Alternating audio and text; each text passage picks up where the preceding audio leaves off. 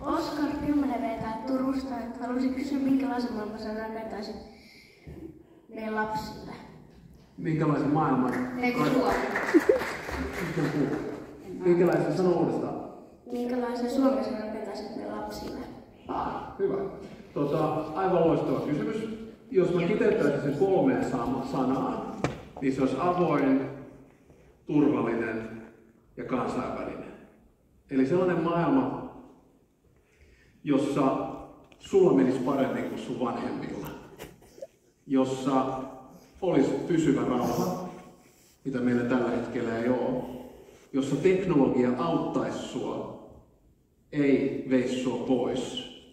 Ja jossa ilmastonmuutos ratkaistaisi niin, että tässä maailmassa olisi hyvä elää. Sellaisen maailman.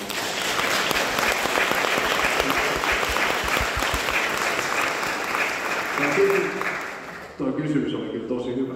Kiitos.